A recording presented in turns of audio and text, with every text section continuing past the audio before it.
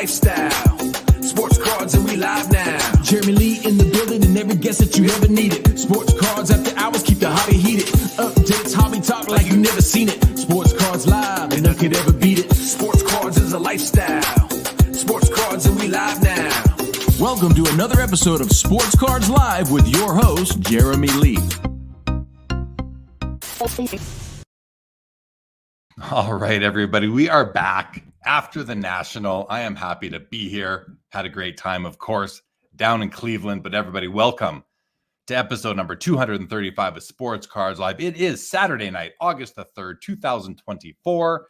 And my name is Jeremy Lee. I would like to thank everyone who did watch and listen to the last episode with Chris Sewell and Jeremy Donson, the Texas Snowman. Had a great show with them 2 Saturdays ago. You can check that out on the YouTube channel. And Fanatics Collect live weekly hockey auction ending watch party with Josh Madigan from the Hockey Cards Gong Show will be back also tomorrow night. Guys, I would like to ask you to pay attention. Filth Bomb Breaks offers live case and box breaks, and they do so with responsibility and integrity. If you enjoy group breaks and are looking for a company to break with, please check out Filth Bomb, streaming on Fanatics on 4 channels, 7 days a week. And if you are looking to add a grail to your collection, make sure to check out Fund Your Cards, the hobby's leading consolidator.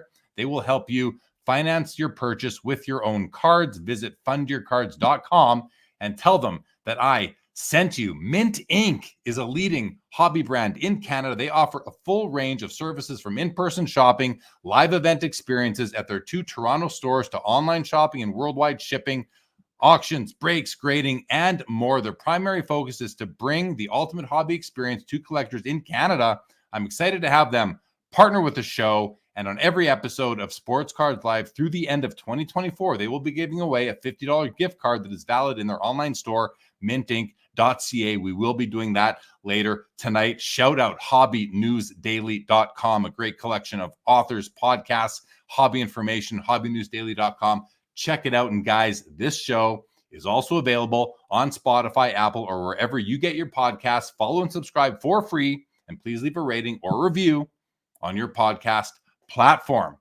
And thank you, as always, to all of you loyal viewers and listeners for your ongoing support. If you're not yet subscribed to the channel or the podcast, please take a moment and do so. I love seeing the comments come in. Guys, everyone that we saw at the National. But anyway, we're going to get to tonight's show. And as always, your comments and questions are in play. Guys, tonight's guest started in the hobby at 5 years old in 1991 when his grandfather would buy him packs of 1991 Donruss baseball. He collected until he was 12 and was out of the hobby until he came back in July 2020 when a friend asked him if he was seeing what was going on with sports cards, and that sent him down the rabbit hole. He ramped up his hobby activity in 2022 and launched his full-time card dealing business. His favorite athletes of all time are Dirk Nowitzki, Michael Jordan, Luka Doncic, Anquan Boldin, and Zlatan Ibrahimovic. And his favorite teams of all time are the Dallas Mavericks and the LA Dodgers. He's originally from Los Angeles, California, currently hailing out of Phoenix, Arizona. Let's bring him out. Jordan Reicher. Welcome to Sports Cards Live, buddy. How are you? Doing great, Jeremy. Thanks for having me. Oh, you are welcome for having you, Jordan. Listen, I mean, we kind of go back, you and me, because you are one of the early watchers of Sports Cards Live, going back to probably the fall of 2020. You were an active commenter. I want to thank you for your engagement over the years. Do you remember the early days of watching the show? I absolutely do. It was a staple on Saturday nights for me for a long time, and I've sporadically tuned in since. But yeah, I still love the show. It was a time, during the pandemic when we didn't have much to do on Saturday nights. So, it was but back then things have changed. People are doing more. And I think we get more viewers kind of later on in the week and that on podcast, of course. But that's all good. I was always grateful for you, Jordan. It was always nice to have you. You asked a lot of questions in those early days. And, we're going to get into your hobby history. But was that an attempt for you to sort of accelerate your learning and getting back into the hobby? Absolutely. It was genuinely out of curiosity because it was a couple of months after I got back in the hobby in July 2020 when I first came across you and the Sports Cards Live Saturday nights. And a lot of knowledge was gathered from those Saturday nights. And I didn't have any clue what I was doing at the time. I was just going on eBay and randomly buying things that looked cool without having much knowledge around it. And it was really helpful to have this as a learning tool shortly after I hopped back in. And it's interesting because I've met several viewers, nowadays with all the card shows and the get-togethers, the YouTube get-together that I attended in Cleveland last week. It was amazing. We get to know the people behind the names. I'm seeing some names in there right now that, I met for the first time just last week. And that was, what a treat that was. But I met in person. I don't remember do you remember the first time we met in person? Was it the Burbank show? Was it the Del Mar show? Do you recall? It might have been Burbank 2022, potentially. Could have been. Could it have been the National, the 2021 National in Chicago even? That's possible as well. Awesome. Yeah.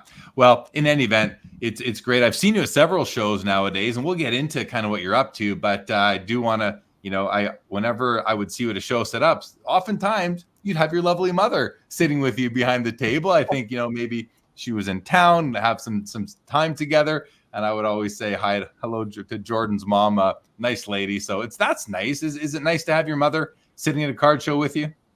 Probably not for her.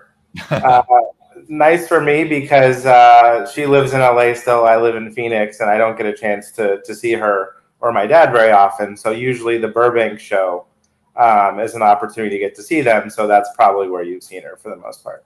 Yeah, that's right. At the Burbank show, that's exactly where I do remember seeing her. Tell us a little. Actually, I want to get into your hobby history, and we're going to talk a bit about the National before we get into your business and really what you're doing in the hobby. But first, let's go and say hello to the chat. Jacob Dahl, happy Saturday, Jacob. Nice to see you. It's been 2 weeks. Foul 5-ball, Jeremy, what's going on? James, man, first time watching live. I love seeing that. Welcome to the first time, James. Good to have you here. Rennie and Ronnie, what's going on? Vintage Card Collector is here. Good evening. Mookie Chilson. There's one of those guys who you see Mookie Chilson on your screen. You see him in other chats all the time, and then you get to meet him at the National. What a treat. What a treat that was for me, Mookie Chilson. Orlando, another great guy I got to see in person. Laura, good evening to you. Yes, Orlando, it was great to meet you. What a great guy you are.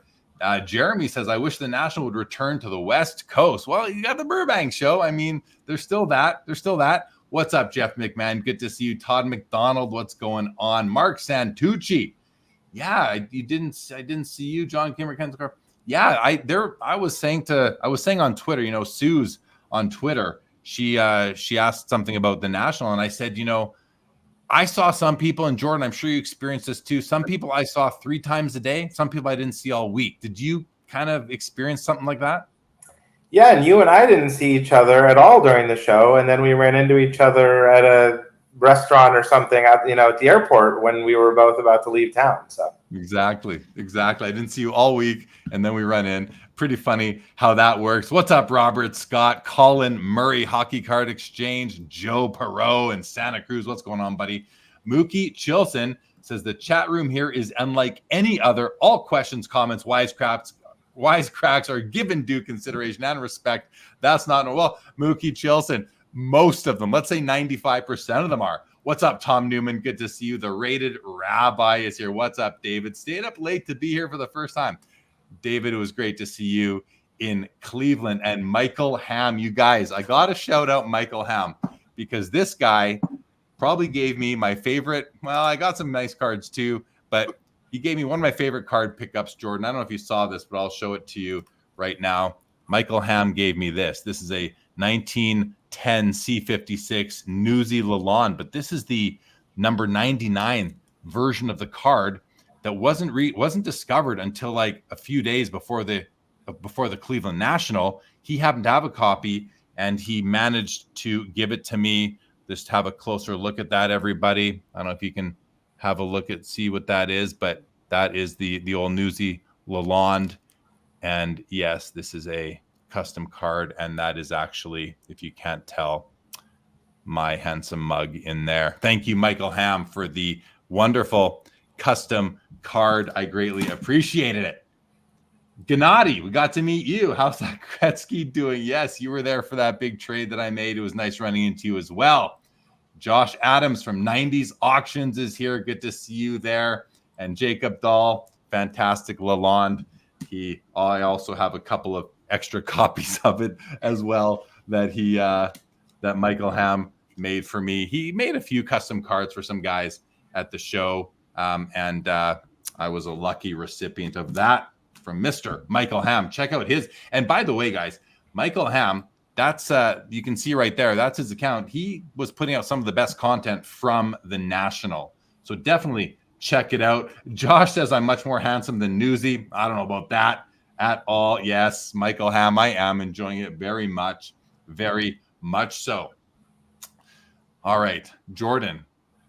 I want to talk national, but I also want to get let's talk national. We'll get into your hobby history shortly. Let's talk a bit more national. How was your experience, kind of high level? It was a lot of fun. Logistically, Cleveland is a challenge, to put it nicely. In Chicago, most people, I feel like, are staying either within walking distance or within a mile or two of the show. And in Cleveland, nobody's within walking distance or a mile or two of the show. Everybody's spread out. I was 15 or 20 miles away at my hotel, and not the best layout, I feel like, for at least relative to Chicago. So from that aspect, not tremendous, but the people once inside the National were great. There's a lot of people that I only get a chance to see once a year. And the vibe, I mean, it was packed.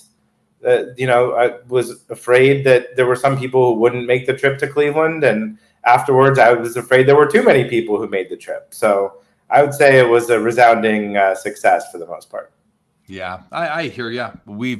I know that a lot of the comments that have been made about it have been made by several people by now, and most people watching and listening to this maybe have heard some of that. So I don't want to dwell on any of the sort of the issues that it had, because and I thought you said that really well, Jordan, once you were in the building and you started to, just feel the energy and the vibe, I mean, it was among my favorite nationals of all time, having been to over 15 of them. I just thought it was awesome. I really, really enjoyed it. And, of course, just seeing so many people really made it. The cards were great. I did pick up some cards that I love, made a huge trade, and that all becomes a part of the experience. Picked up the Relief book, the story of Leaf, the original Leaf, written by Brian Capel. I don't know. I think you can buy this book for probably on Amazon, sort of thing. Got to see Victor from True RCs, the rookie card specialist, and hear more. I haven't received his book yet, but I'm just saying there were so many great things about the National, and of course the cards were a big part of it. It's funny, Jordan. I this little stack here. This is my collection of personalized cards that people gave me at the show. Other collectors, YouTubers, that kind of thing. And some promotional stuff. Maybe we'll go through them later. In addition to the one that I got from Michael Ham, which is my favorite because it's just so funny. But yeah, I thought it was great. I thought it was really a fun time overall. Couple more comments here, guys. Yitz, missed you. Another guy that I just happened to miss at the show. The Currency Project ran into these guys, Abdul and Julian, had a great chat with them. Going to get them on the show here in due course. High Gloss CBJ, says too many people for sure. It's funny, Jordan, and I was doing live podcasts from the live podcast studio that the National had. And I remember at one point we were talking about how, there was too many people and long lines of traffic. On behalf of the hobby, we'll take it. I mean, that just tells me that this was a well-attended show, maybe more well-attended than was expected. But to me, that's a good sign for the hobby. And I've heard some people did leave with COVID. Hope everybody that did gets well soon. I didn't. How about you? Were you feeling okay after? No, I'm feeling totally fine. I came back from Chicago 2 years ago, I think 2022 or 2021 with a fun bout of COVID. But outside of that, nope, been good. All good. Same here. Same here. Laura says thoughts on Burbank Sports Cards leaving eBay with their 4 million, I think, listings and moving over to Fanatics Collect, no longer called PWCC. Yeah, that's a big deal. I mean, I don't know. It wasn't on my bingo card or on our list of things to talk about tonight, but I'm happy to put a few minutes or a minute into that or something like that. But Jordan, what were your thoughts on? Are you aware of that move that Rob is making with Burbank Sports Cars? I am aware of it. I think that Michael Rubin and Fanatics are aggressively going after business in from every direction, and it's just sort of shots fired. And curious to see if eBay responds in any way or what we hear next. But yeah, definitely an interesting development. The one thing that sticks out to me on that is that if you consider that Fanatics Collect used to be PWCC, and eBay at one point in time did remove PWCC and all of their listings from their platform, and now Fanatics, which the Fanatics Collect, which now owns owns or really integrated with PWCC, has now done eBay the same way and taken off one of their biggest sellers. If not their biggest. So that's pretty interesting right there. But Laura, thoughts otherwise, I wish Burbank Sports Cards well with the move. We'll see how it goes. But certainly for Fanatics Collect, they're going to have a lot of listings on there, lots of cards on that site moving forward once they make that conversion complete. Mark Santucci, which venue did you think was bigger, Ohio or Atlantic City? You thought Ohio. Yeah, I think so too. I mean, they're both pretty big, but I would think that the IX Center might have been a bit bigger than the facility in Atlantic City. Jordan, do you have an opinion on that? I think Atlantic City was one big room from what I remember, and Cleveland seemed to be 2 rooms. So to me, I think Atlantic City may have felt a little bit bigger, but that's just because it wasn't split up. So who knows? Yeah. This was split up with there were a couple doors to get through, a couple of sections, and then the food and the tables in the middle. Whereas Atlantic City was more separated kind of by the corporate area, but both great rooms. Colin Murray says Cleveland National only had issues because it was so well attended. That's what I'm saying. We'll take that, right? He says he talked to a lot of dealers. It was their best national. I heard the same thing. It was buzzing in there, guys. Just for several nationals in a row back in the 20 teens, I remember the early 20 teens, you could walk up to any table and have a front row look at their inventory in their showcases. At this one, I'm lucky I'm tall. I could look over people, but it was tough, Jordan. I mean, do you agree? Was it tough to get right up to some tables? Unless you were there early, but during the regular hours, were you having trouble walking up to any table you wanted and peering into their showcases? Absolutely. And people were boxing out, others when they were trying to look at a showcase or a 2-row box of cards, and you try to get around them, and there's a little bit of this going on. And yeah. I heard a few people say, someone elbowed me to get by me. And, some people were being a little aggressive. So yeah, that happened. Yeah, no doubt. This thing was, and the aisles were wide to top it off. So, Mike, what's happening? Good to see you again.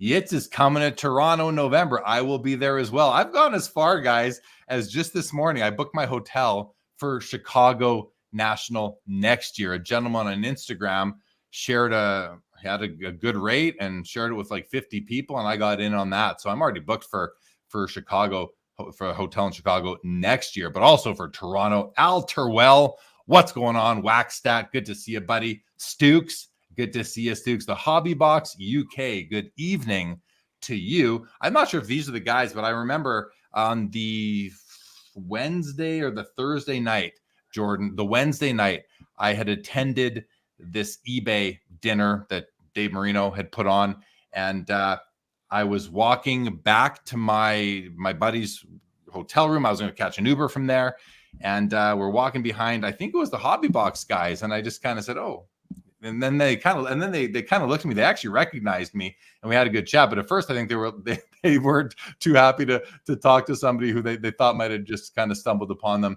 But it was good to see you guys. Professor, what's going on? Good to see you. Bob's Big Boy says the IX Center was 30% bigger in 2018. They put up a wall and created a warehouse area to lease out. It was not used for the National. Had it been the old floor plan, it would have been epic. And Stukes is also booked for 2025 in Chicago. Jordan, all right. National guys, it was fantastic. Like just to put a bow on it. And for everybody watching, listening, as I mentioned a few minutes ago, I did do 7 live podcasts. Now that content hasn't been released yet. I'm going to release those 7 episodes. They're short. They're like 20 minutes long each. And they were a lot of fun. So I'm going to put that out here on the Sports Cards Live YouTube channel, starting probably tomorrow. I might just dump all 7 at once and just call them like episodes 1 through 7 and put them in a playlist. And you guys, if you want, you can go watch those. But they were fun to do. And I think you'd enjoy them quite a bit, actually. Jordan, let's talk a little bit about your hobby history. Leighton Sheldon will be joining us in about 10 minutes for the Vintage Spotlight segment. So I want to get through your hobby history first. He'll come on and then we'll get into everything else that you're up to. So kind of take us through, really, I mean, I think it's pretty simple. You know, you collected as a kid, you came back in 2020. Tell us about getting back into the hobby in 2020 and through till now. Sure. So one of my best friends and one of the friends that I collected with when I was a kid and went to a few card shows with when I was a kid is my friend Brian. And in July of 2020, just randomly, he said, "Hey, by the way, have you seen what's going on with sports cards? And do you know where your cards are from when we were kids?" And I said, "No, I do not," to both. And so pretty soon I reached out to my dad, who I thought may have had cards from, storage, and sort of started watching some random YouTube videos, went on eBay and started looking at cards and buying cards, and just sort of went down a rabbit hole and really enjoyed it, got sucked back in, and the rest is history.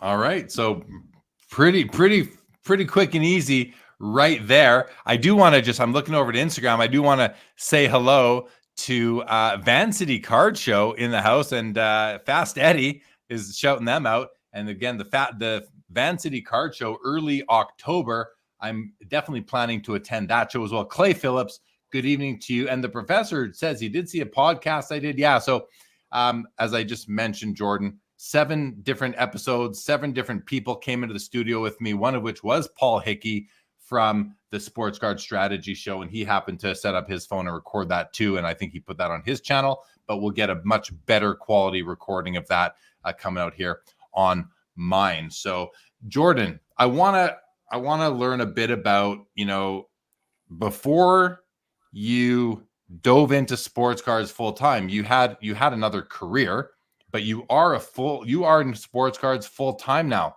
What was your career before that? I was doing tech sales, and from mid 2020 to 2022, I jumped around at a number of tech companies, and got, I started ramping up my activity in the hobby and started setting up at shows, and it was just purely on the side and purely for fun. And then at a certain point, I started enjoying it more and more. I started learning after, months and maybe a year plus of making plenty of mistakes. I'm still making mistakes and learning from them, but I got to a point where I was enjoying it, collecting and making a little bit of money on the side, and realized, hey, I'd rather make a career out of this if I could. And then once I got to a point where I thought it became a more real possibility, I sort of took the plunge. So were you collecting, and are you a collector? What do you collect right now? Yes, I was collecting. I still am a collector, and I collect Mavs for the most part. Dirk is the main PC for me. Luka, secondary. I also have a pretty big Kristaps collection because he was with the Mavs for a few years, but I'm contemplating maybe not collecting him a ton anymore because he kind of destroyed my Mavs in the finals, and it left a little bit of a bad taste in my mouth. But my main PC is pretty much those guys. So you went from dabbling in the hobby as a dealer to going full time. I mean, that sounds risky to me. How did you do a pros and cons? Did you do a SWOT analysis? Like, how did you go about making that final decision to say, I'm going to basically leave my tech sales career and go into this full time? Were you nervous? Like, take us through what was going through your head during that process. Or, I mean, I don't know, maybe it was just simple. Maybe you're able to make these decisions quite easily. What was that like for you? I was a little bit nervous, but I, at the time, was tracking all of my sales every single month and profit every single month. And it started to tick up a little bit as I was setting up at more shows and traveling to more shows a little bit and increasing the velocity of business that I was doing just on the side and, sporadically on weekends for the most part. But I sort of looked at that data and said, well, if I extrapolate this and take the, 20 hours a week that I'm spending on cards and multiply that by 3, and I spend 60 hours a week because now I don't have the 40 hours that I'm spending on my full-time job as well, would that be enough income that I could survive off of? And the answer was, for the most part, yes. So I said, it's enough to live off of. And if I can get better at this and, scale the business over time, then it's worth a shot. So, I kind of gave myself like 3 to 6 months and said, I'll try it. And if I'm wrong, then I'll get back into tech sales probably, but I haven't gone back. So what were some of the things that you did during those early days to see if it would work? Like, because you're dabbling at first, you're noticing your profit, your sales ticking up, but you give up a career, you give up a paycheck, and you're going to this full time. A lot of uncertainty with that. What were some of the things that you did early on to ramp up? Like, what did you have to get out of your comfort zone? Tell us about those early days of that original ramp up. From what I remember, I think I just decided to set some money aside that was saved up and said, I'm kind of going all in with this. And the budget that I had at the 2022 National, which is right after I left my job, was much different than it was at the 2021 National. And I said, I'm just going to have to take risks and spend more money and find different outlets to sell through. And I did that and, made some connections at that National that sort of happened at the right time. And some people I still am friends with and still do business with to this day. And I guess in a way the stars kind of aligned. And so, as you're ramping up, starting a business, really, what sort of mistakes did you make? You alluded to it earlier that, you made mistakes. You're still making mistakes. We're all making mistakes for sure. But what were some of the early mistakes that you made that you quickly learned from? I think valuing cards is something that I didn't really have a great grasp of when I first started doing this full time. Now, definitely more so than 2 years ago. But I have always enjoyed rare cards, at least since I got back into the hobby. I took a liking to 101s and unique cards that don't pop up often. And lots of them I pick up for my PC, but some I'll pick up and enjoy for a period of time, maybe 6 months. And then another card comes along and I don't enjoy the one that I bought 6 months ago as much. And then I want to liquidate it. And a lot of those cards, I realized, man, I paid $3,000 for this card. I thought it was a great deal at the time. I thought that it was worth more than that. And then I, had trouble moving it privately, would send it to auction and it'd sell for $1,200. And that would happen, I don't want to say over and over again, but enough times where I said, okay, I may be getting a little bit too excited about some of these 101s that I'm buying and some of these unique cards. And I need to figure out a better way to value them. So if it comes to a time where I want to sell the card, I'm not losing my shirt. And so how do you go about valuing, like, because there's an art to being able to put a value on a card that maybe is never sold before because it's a 101, or there's just no public record of what a card like that is sold for. How do you go about, and especially when you're buying and selling, you're buying the card, you want to have an idea what you think you might get for it. You want to pay less than that, so there's some profit involved, some margin. And then when you're going to sell it, by the time you sell it, some things might have changed. So I kind of just led myself to a second question, which I'll ask you in a moment. But yeah, how do you go about assessing the value on a hard to evaluate card? Well, if it's a one of one, for example, from let's say 2022, I might go and find that same card of the same player from 2021 or 2020 or 2019, or if it's not a rookie card, I've found for the most part that their third, fourth, fifth, seventh year cards don't vary significantly in value unless that set has some special aura to it, or it's a first year, gold kaboom or something. Unless it's something really unique like that, for the most part, from year to year, the cards should have similar value. So I'll try to find first, has a card sold from a different year that's that same card. And if that doesn't work, I'll try to find same card, same year, different parallels. I'll look at, is there a gold to 10 sale?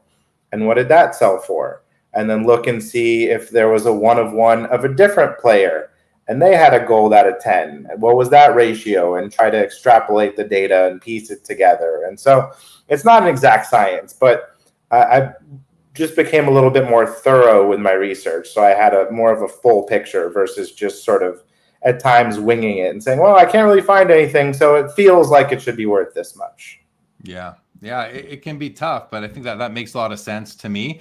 And that other question that I kind of led myself into was, inventory turnover and, your inventory turnover ratio. How quickly do you turn over your inventory? How quickly do you want to? Are you trying to turn things over within a week? Are you willing to sit on cards for longer? Because the longer you hold a card, the more risk there is that it could go down in value, but there's also the possibility it can go up in value as well, of course. So how do you approach your business from that perspective? Most cards that I buy with the intent to sell within a month. There are some exceptions to that. There are some cards that I'm happy to hold on to and have more of a longer term view on. There are some cards that I buy that are a little bit more hot potato cards where I worry if I don't move it within a week or two, the value could change significantly. For the most part, I try to steer clear of those cards. But I'd say most cards that I buy to resell, it's with the intent of selling within a month or so. Yeah, I think that's probably a safe place to be, especially with, active players, the more volatile holdings that a lot of dealers do have. Clay Phillips, what is going on with you? Good to see you. Vintage card collector wants to know, Jordan, are you going to be at the Minnesota card show in September? I wish, but it's the same weekend as Culture Collision in Atlanta, which I had booked previously. So unfortunately, I will not be able to attend. And on Instagram, Arvin YVR Collectibles says, Jordan, my guy, will we see you at the Burbank show in a few weeks? Yes, Arvin, you'll see me at the Burbank show in Anaheim in, I think, 3 weeks now. Are you going to be at Fanatics Fest in New York in 2 weekends from now? I will not. I'm not sure if I'm going to regret that, but I'll actually be at a show in Seattle. Got it. Well, I will be at Fanatics Fest, and I listen, I did not do any walk-around content at the National, but I do plan to do some in New York at Javits Center for Fanatics Fest. So stay tuned for that, guys. Colin Murray says some bigger cards that we buy, you should have a possible buyer in mind. That's a great place to be when you have that network of customers that you know about. And producer Louie, good evening. Good to see you, Louie. He's the producer on the Hockey Cards Gong Show podcast. Leighton Sheldon is in the green room, so we're going to bring him on for the Vintage Spotlight segment. And Jordan, I know you have a question for him, so let's bring him on. Leighton, welcome back to Sports Cards Live for the Vintage Spotlight segment, not to be confused with the Vintage Spotlight podcast and YouTube channel, the spinoff from Sports Cards Live that you and I are hosting. How are you doing, buddy? I'm doing great, thank you. Thanks for having me. And Jordan, it's great to meet you. Great to meet you too, Leighton. So always good to introduce a couple of fellow passionate hobbyists, Leighton, Jordan. And, before we get into, and I asked Jordan to present his question that he has for you, Leighton, you might have heard us talking a bit about the National. Can you give us some of your high-level thoughts on the convention from last weekend? Sure. High level, it was tremendous. I really feel that if you went there looking to have a good time and enjoy the show, you were able to do that. And as I said in my own podcast a few days ago, Jeremy and Jordan, I'm curious if you agree. Of course, the National wasn't perfect, but I believe that some of the imperfections and some of the issues that maybe have been all over Instagram and YouTube the last week or so, I feel like it all is a derivative of the National being very busy. So yeah. I would just say I'm very grateful that the National was very busy. And hopefully as a patron, if you were just a customer walking around, that some of the things that were inconvenient didn't bother you too much and you still had a great time at the show. But my overall takeaway was it was a tremendous show for buyers, meaning customers, for sellers, meaning for dealers. And then really, if you went to the show with just enough money for admission and nothing else, as long as you had some snacks with you, because the lines were a little tough for food, I really think it was just a good time for everyone all around. And I don't think it's that easy for a convention to do that. So I was really excited to be part of it. We had a comment earlier that a lot of vendors were saying they had their best National ever. How would you state your experience as a vendor, relative to compared to other versions of the National? It was our best National ever. Okay. Best National ever in a smaller venue than Chicago, with some lineups and all that stuff, but your best one ever. I think that bodes well for where we're at in the hobby, So that's great to hear. Triple V says this is his favorite weekly card segment here with Leighton on the Vintage Spotlight segment, which is nice to hear, Triple V. So Jordan, why don't you let us know what sort of question do you have for Leighton tonight? Yeah, so Leighton, you've been in the hobby a lot longer than I have, and as I grow my personal collection, there are some cards that have eluded me over the years, and I'm sort of curious if there's any cards that you've been looking for that have eluded you all this time, and if you have any fun stories around those. Well, I'll start with packs. For me, not just because I love vintage and I love unopened, but I also happen to run a vintage breaking company called Vintage Breaks. And I think it would just be amazing for a find of, let's say, T206, real packs to come out that would have a card in it, or a stash of 1933 Gaudi packs. I just think that would be tremendous to, of course, not only own them, but dare I say, even open one. I just think it would be a lot of fun. That certainly has eluded me in both of those cases, Jordan. And on the individual card side, I feel like it's kind of boring because, of course, I feel like it's like the dream of every little boy and girl, I guess, to be fair, that started in the hobby as a youngin'. I wanted to own a T206 Wagner. I brokered one years ago. And to be fair, I'm talking about the Honus Wagner, not Heine, because he's also in the set. I feel like I've missed my chance, Jordan, barring any unforeseen wins in the lottery. The only thing is I don't play the lottery. So I think it's going to be doubtful I win. But the joking aside, yeah, listen, I would have loved to own a T206 Wagner. If I get to broker another one or a couple, that will be just as good. Interesting. And I wasn't expecting the Wagner, but for a guy like you, Leighton, who's seen so many cards over the years and, buying and selling as so much as you do, placing so many key cards into great collectors' collections, maybe that's the only card that does elude you at this time. What about like an early Joe Jackson or any of the 1914 Cracker Jacks? Like, does any of that stuff, do you see enough of that you don't get really excited anymore by them? Like, no. So to be clear, I get excited by all of them. But you asked me a very specific question, Jordan. You said, what has eluded me? And so I've had the good fortune of either owning or handling basically most of the cards you just named. And really, I was very grateful to actually just even broker a Wagner years ago. But to actually own one and call it mine, even for a week, that would be a treat. And I'm sure for most of the people watching, the same feelings are the case. And Leighton, you're obviously a vintage guy. You dabble in some modern Jordan. Do you deal in vintage in your business when you're set up at card shows, or are you mostly modern? Are you mostly ultra modern?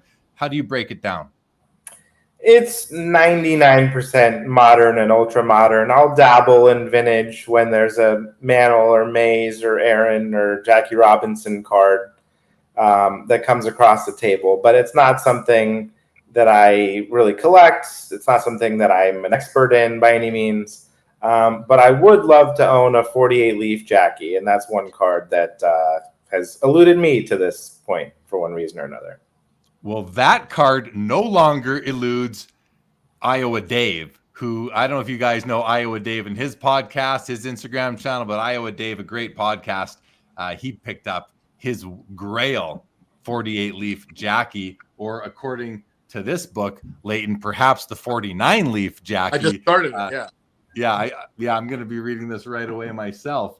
Congrats to Iowa Dave on that. If you guys listen to other podcasts or you on Instagram, you're certainly familiar with Iowa Dave and what he's doing. But what a great copy he managed to pick up. Leighton, did you have any comments, questions for Jordan before we wrap up the Vintage Spotlight segment?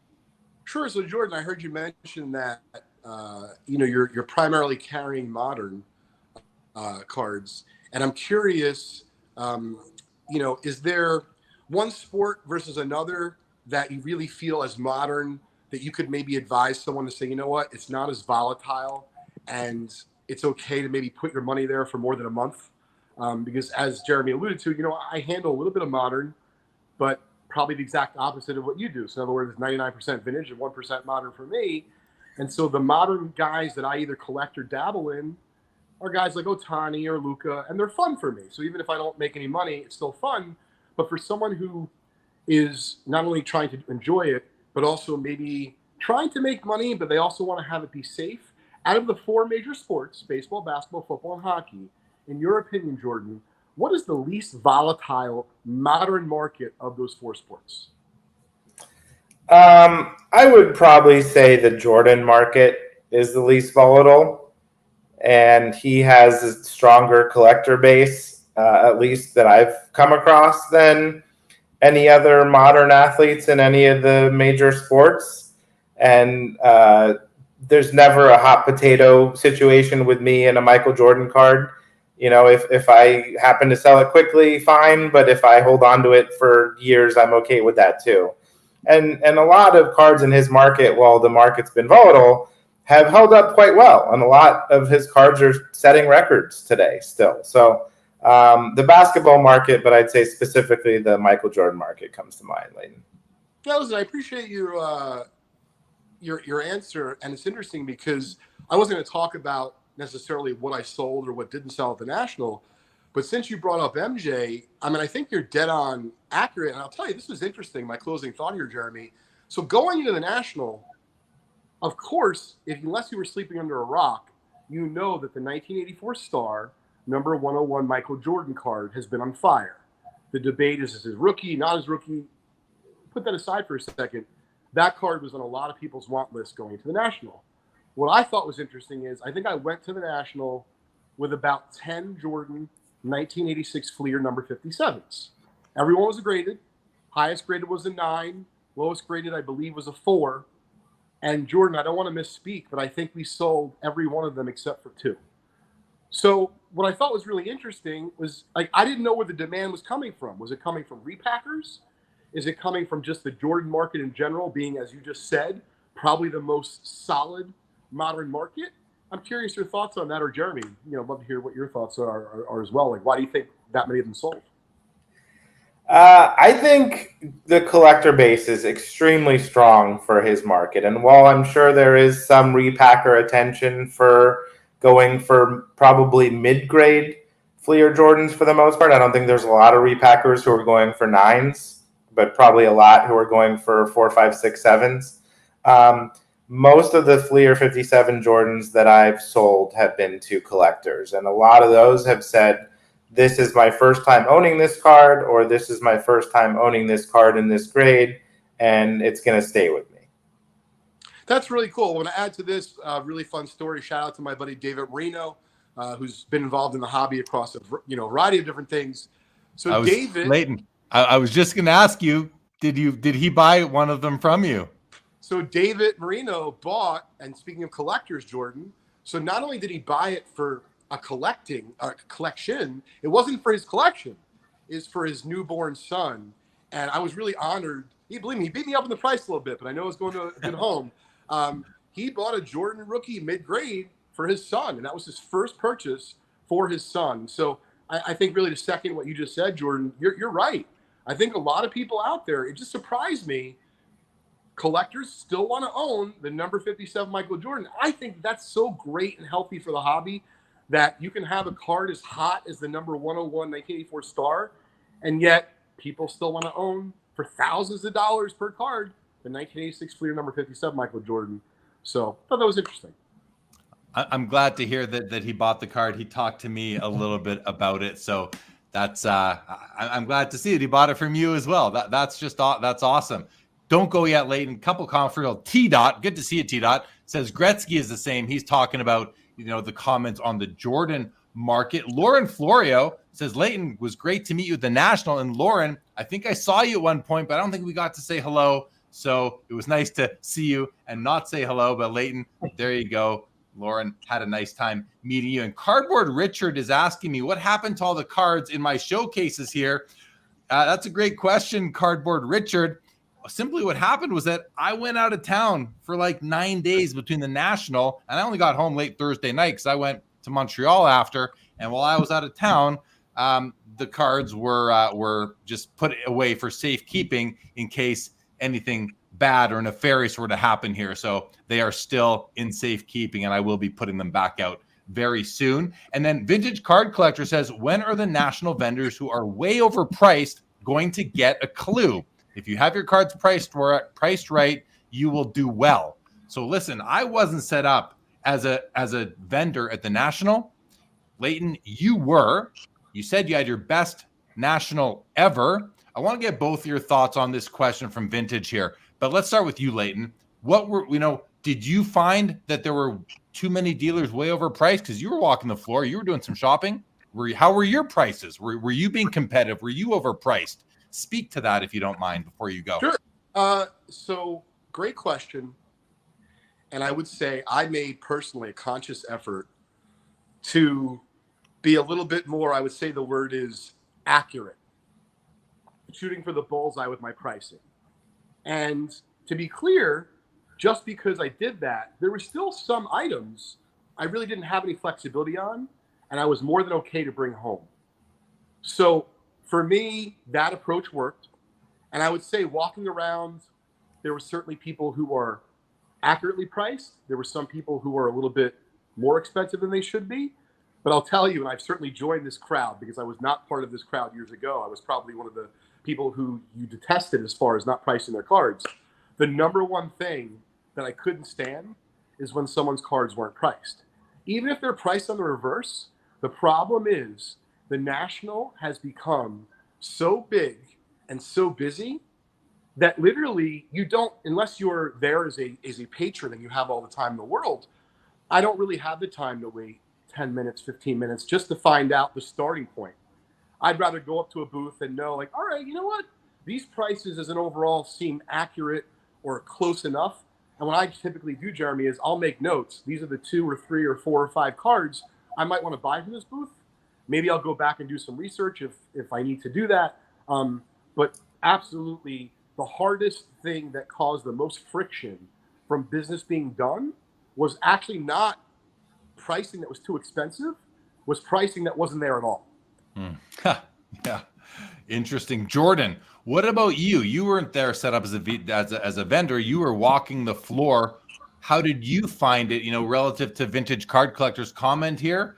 Was there too much of way overpriced stuff? Or that was an issue coming out of the pandemic after the big run up on prices.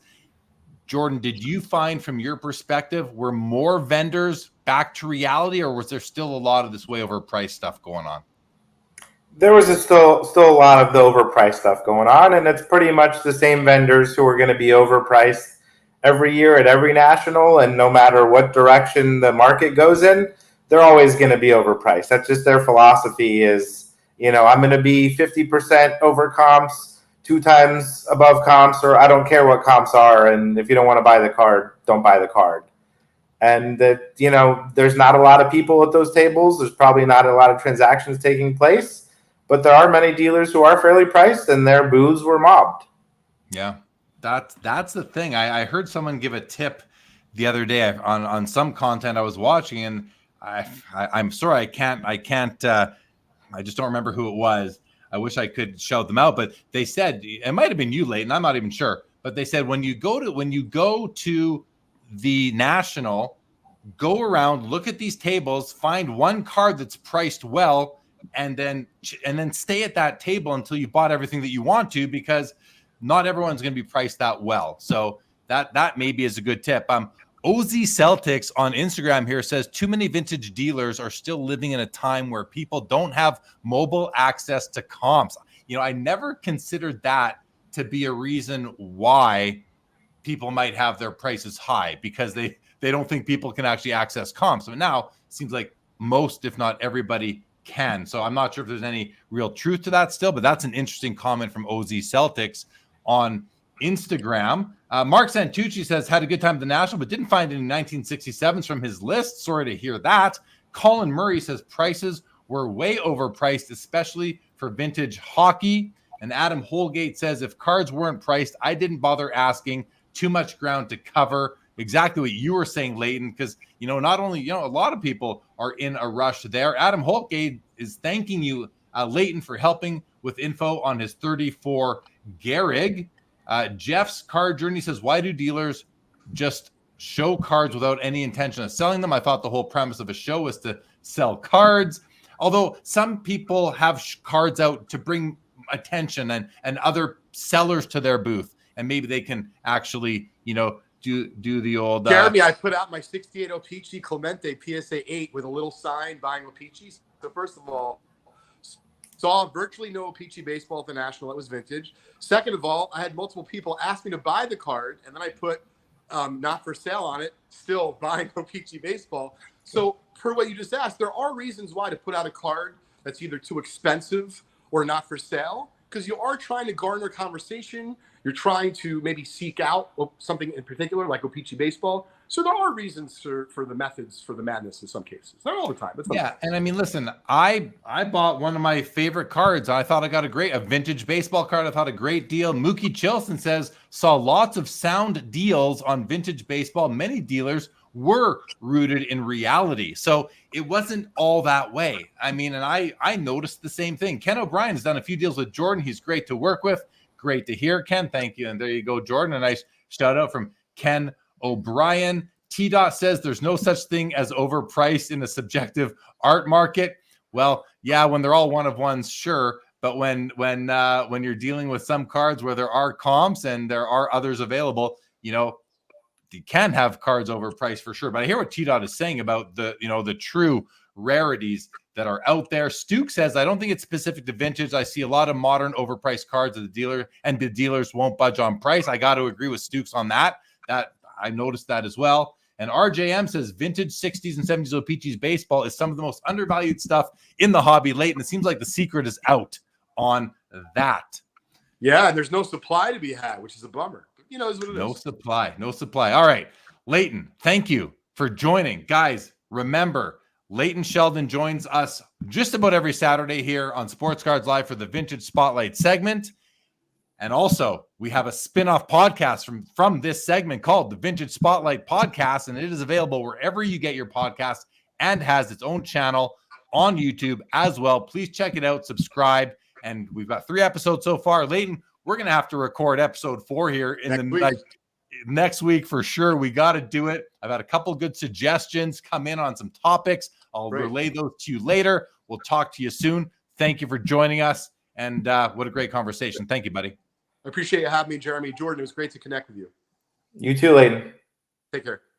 Great stuff. And guys, also keep in mind the Mint Inc. $50 giveaway that is happening every episode of Sports Cards Live now through the end of the year will be happening tonight as well. You got to be in the YouTube chat to participate. So be sure, if you're watching on Instagram right now, come over to YouTube if you want to be able to have a chance to win the $50 Mint Inc.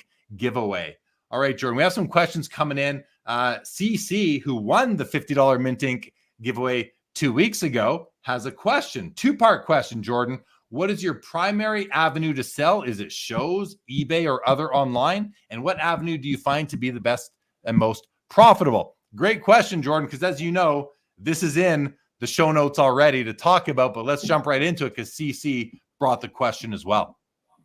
Yeah, great question, CC. I sell a lot privately to a few buyers, some of which do repacks, mystery packs, however you want to refer to them. So that's a big percentage of the business that I do.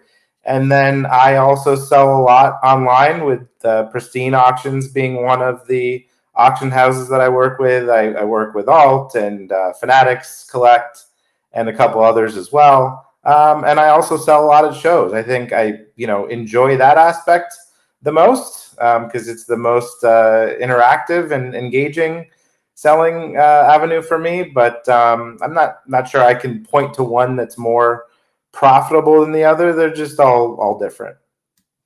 There you go, CC. I think that's a reasonable answer all the way across there. Quick first of all, Deep Value in the house. Brent Wire Sports, now with Fanatics Collect. What's going on? It was good to meet you in person for the first time there at the National.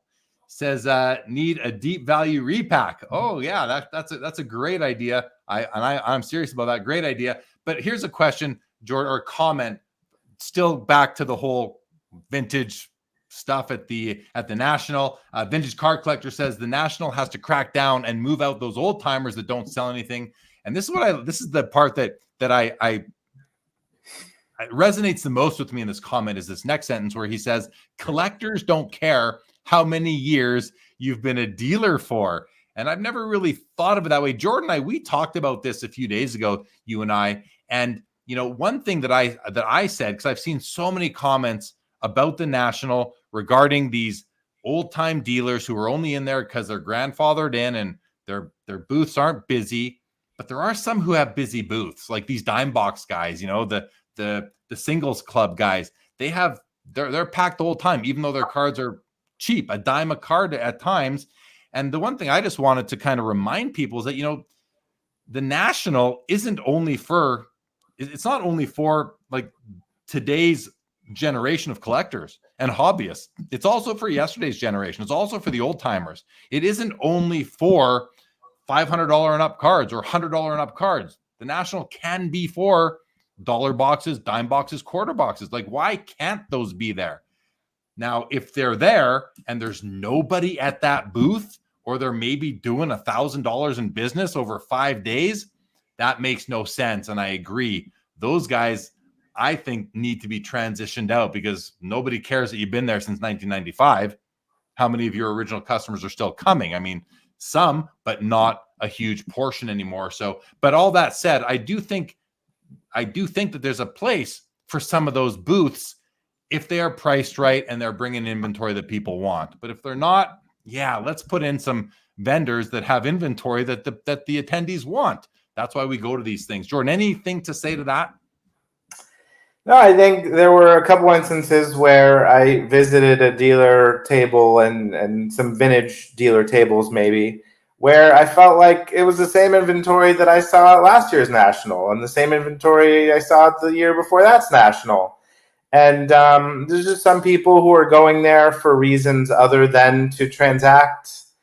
And I think we would be better off getting new dealers in as much as possible who are priced fairly and are reasonable and do want to turn over inventory and maybe just have a different set of priorities. That we talked a little bit about some dealers who had 3 cards in a showcase and had many, many showcases. And it's almost a slap in the face to dealers who've been waiting in line to set up for years and years, who would love to fill showcases and just for the opportunity to set up, who didn't have that opportunity. And I think that was a little bit of a miss. Yeah. Did you see like multiple dealers that maybe had 2 or 3 cards in a showcase that could hold like 60 cards? I did. Yeah. Yeah. That to me is just a waste of space. That does not make sense at all. I think that's at that point, yeah, downsize your booth or just give it up altogether and put them in on your Instagram account. Cause that doesn't make a lot of sense to me either. Vintage card collector says, I saw an old dealer fall asleep at his table. Yeah, you're going to see that for sure. RJM says vintage is and always will be the backbone of the hobby. That's a strong statement. And listen, I love my vintage a lot. But I wonder if, always will be the backbone of the hobby. I'm just curious. What do you think, Jordan? I mean, do you think that modern, ultra modern will ever become the backbone, or does the hobby really, is that foundation that the hobby is built on, that vintage foundation, is that foundation strong enough that it is going to survive all the and fanatics coming in? And I mean, everyone talks about fanatics taking over the hobby. They're only taking over the hobby from today forward. They're not taking over the earlier hobby. They do have a marketplace that's going to sell older cards, but there's several marketplaces selling over cards. So with all that said, Jordan, do you think that vintage always will be the backbone of the hobby? What's your opinion on that? Well, I don't spend a lot of time in the vintage market, so I'm not sure I can speak to it a ton, but I'll say that everyone has a different definition of what vintage is. And 20 years from now, vintage may be cards from the 90s, right? Which now we think that's crazy, but how are we defining vintage? And I think that collectors' tastes always evolve. I think that Mickey Mantle and Willie Mays and Babe Ruth will have collectors for our lifetime, I would imagine. But I'm not sure I can make a blanket statement and say vintage always will be the backbone of the hobby. I think more people who are entering the hobby today seem to be interested in modern and ultra modern. Maybe that's just my perspective because that's what I see more. But I think there's a place for vintage and probably will be for a long time. And there's a place for modern and ultra modern. I don't think about it further than that. Yeah, same here. I think that makes a lot of sense. Deep Value says vintage is subjective and is always changing. T. Jones says follow the money. And I think there's a lot of money in both ultra modern, modern, and vintage. So that makes that makes sense to me. Stukes here made the comment that a lot of those old dealers will be gone in a few years. Just be patient. Seniority is earned. They were there at the bad shows like Atlanta, 1999. So yeah, that makes sense. Colin Murray says dealers own the show. They have all the say. So, I mean, what does that really amount to? What they get one vote though on location. What other say do they have, Colin, other than the seniority to renew and one vote to where the locations will be? 25, 26, and 27 is all Chicago. We don't know where it will be in 2028. And I believe, is it the 50th national will be in 2030? That'll probably be exciting, being the 50th one altogether. I wonder where that one will be. Laura agrees with Stukes. Very, very nice. The professor has a question here, Jordan. He says, many in the hobby refer to repackers in quotes, but they seem to be mystery people to me. So you just referred to it. Do the repackers wish to be clandestine? What are your thoughts on that comment? I don't think so necessarily.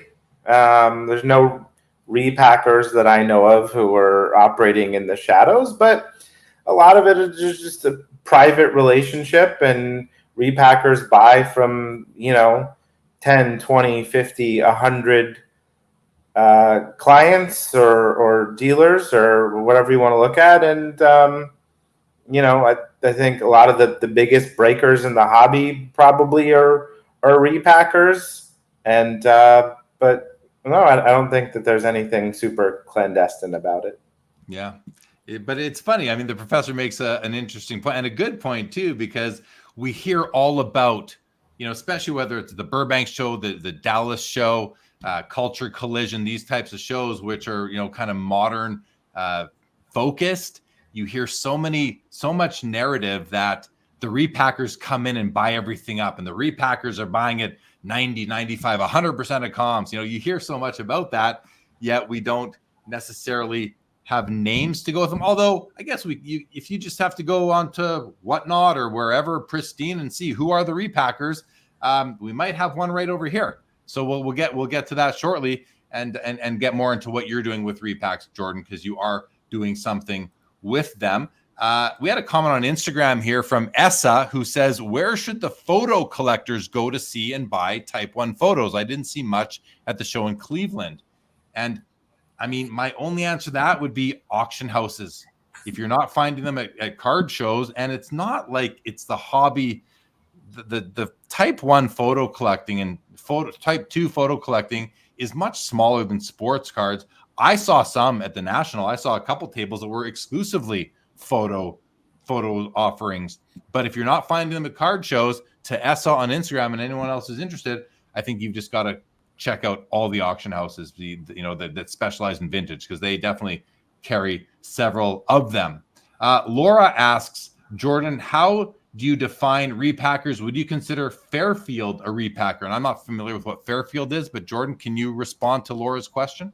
Of course, I'm not familiar with Fairfield either. A repacker to me is somebody who makes a mystery pack product and takes, singles that came out of packs and puts them into a mystery pack. That's what a repacker is to me. Simple as that. Yeah. And there's several of them. There's big ones. There's smaller ones. You've got Hit Parade, Dave and Adams company that does it. Brian Gray used to do it all the time with Leaf and various buyback products like that.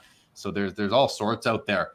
Deep Value says, Jordan's right. 90s at this show in Cleveland felt like vintage, and multiple big 90s deals were done behind the scenes. RJM says, to me, modern is mostly manufactured rarity. Mostly or all? It's almost all manufactured rarity at this point. Whereas vintage, and he puts in parentheses, pre-1970, is not manufactured scarcity, and that's why it will always be king in the hobby. Yeah, I mean, maybe. I don't see that. I don't see that kind of correlation as strongly as RJM here does, but I also can't say that that's not the case. Jordan, anything to add to that at all? Or are you good on that? No, nothing really to add. I agree with you, Jeremy. Mark Santucci saw some photos of the National, and Colin Murray says, no old guy dealer is getting kicked out of the National. The priority list is so important. Rules are changing, though. The family of a dealer does not get the booth handed down anymore. So that's interesting. Once the dealer's done, the booth obviously goes into the pool for the next person on the priority list to be able to scoop up. So that's good to hear. Jordan, you've gone into the sports card business full time, so much so that you've hired some staff. You've got 2 employees, Destiny and Natalie. I've met them both at one in Montreal, and where did I meet the other one? It wasn't one in Toronto. I think you had Natalie in Toronto with you, and I think Destiny was in Montreal. Is that right? I think Natalie was Edmonton and Destiny was Montreal. Okay, makes sense. So I want to ask you about your employees, about these girls that you have working with you. First of all, why did you bring them on? How are they helping you grow the business? What are their roles? And I have to ask the question, you brought on female employees into a card business, which I want to understand their role better, but can you just speak to that as well? And, kudos to you for doing that. It's great to get diversity in our hobby. But I'm curious as to what are their roles and what are they doing? And are they in tune with the hobby the way that, let's just face it. The hobby's like 95% male. So I'm curious as to their experience with the hobby. Well, you mentioned earlier in the show, Jeremy, that you've seen my mom at a few shows, and that's not just because I want to see my mom when I'm in Los Angeles, but it's because I had a booth at Burbank shows and wanted help. And so I'd reach out to my mom or reach out to my dad or reach out to different friends and got to a point where I kind of said, I feel like I need help or could use help at every show that I'm set up at.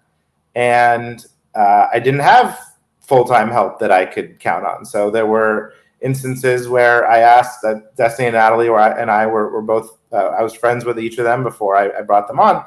But I would ask them, I'd say, hey, are you busy this weekend? Would you mind coming to a show with me and helping me out? And they were both great, even though neither of them were in sports cards before this. They both did a great job on numerous occasions helping me at shows. And I said, you know what, it would be amazing if I could bring someone on full time to have help. Mostly at shows was kind of originally the thought. But it's transitioned to at the National, they were my biggest buyers. They bought way more cards actually than I did in Cleveland. So I have them money with the company's money. Yes. But they're part of the company now, but yeah, so they helped me set up at shows, and they helped me buy at shows, and they helped me log all the cards that we purchased every weekend, and they help with organizing and with sorting and with working on the mystery packs that we've built with Pristine. They played a significant role in that, and so they wear many hats. Now, what went into training these employees in terms of, I mean, it's one thing to log data into a spreadsheet or to set up a booth to look nice and organized, but as far as buying, when they're spending company money, what sort of constraints do you have to put up so that they, I'm sure you give them some autonomy to make the odd mistake, but at the end of the day, you don't want, do they have to run everything by you? How does that work? I've definitely given them guidance and parameters, and the focus in Cleveland was to buy cards for the mystery packs, which were for the most part lower end cards. So I basically asked them to buy cards under $50 for the most part, and said, go to town, buy as many cards as you can. And I said, I spent a lot of time going over how to value cards with them, utilizing Alt and Card Ladder primarily to value cards. They're focusing solely on graded cards and PSA and Beckett for the most part, which are both available on Alt, and everything can be searched on Card Ladder. So we've spent hours and hours on how to value cards and how to look up cards. And I also have gone with them to shows where we both where they've shadowed me, and we've both looked at cards side by side, and just on the job training, I guess, if you will. So Cleveland was the most amount of buying they've done by far, but they've been with me for 3 months now, and they've both been to, I don't know, at least 8 or 10 shows in that time, and they're getting experience at every show, and they're getting experience during the week as we're looking up cards and valuing and logging, and so it's just mostly on the job training.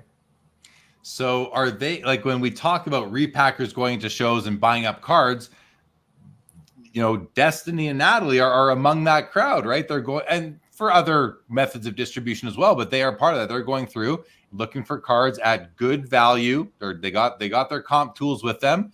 And I love how you say, just go to town and buy them up. That's part of what's going on. And yeah, that's it's just the way the hobby's going right now. Is that simple as that? Yeah. A lot of us have a gambler gene in one aspect or another. And, whether we love opening packs and, the dopamine rush that we get from that, or we love mystery packs, or just, not knowing what we're going to get, opening the white box and black box packs at the National. A lot of people who are in the hobby really enjoy that. And that's sort of a big aspect of the hobby. And so, that's focus for me with the business. Yeah, fair. All right. Well, I was interested, and you're building a business. You're building a business in the hobby, and I want to kind of look at all the different aspects of it to learn about how you're doing it. I find it interesting. Let's go to some comments again. Laura says Fairfield packages are the generic boxes usually seen at Target and Walgreens. And they've been doing it for years. So thank you, Laura, for informing us about that. RJ says, I've always thought the national show floor should be segregated by modern and vintage. I think both modern and vintage collectors would appreciate that.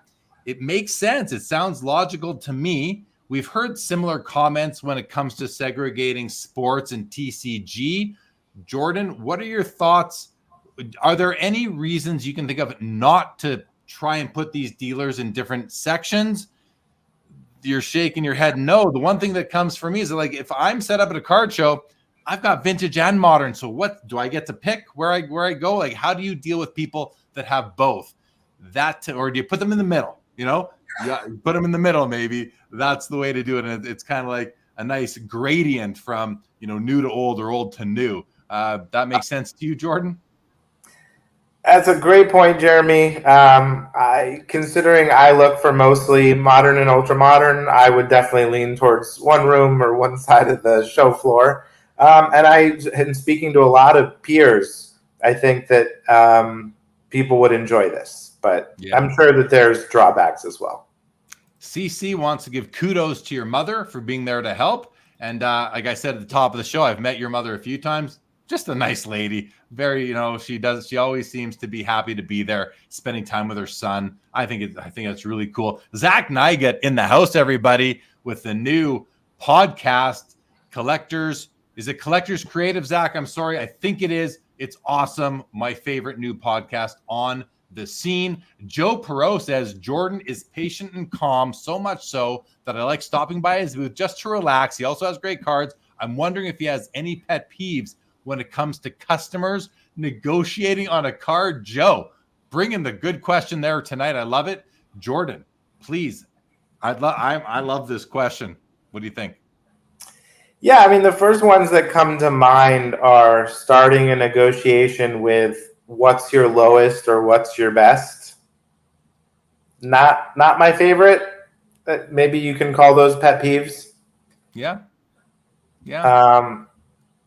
I think another thing that comes to mind is people trying to point out flaws in a card and say, hey, I'm really interested in this card, but, and like graded cards, not even raw cards, where they say, oh, this corner has some whiting, but graded cards, and they say, this really isn't that strong of a 9.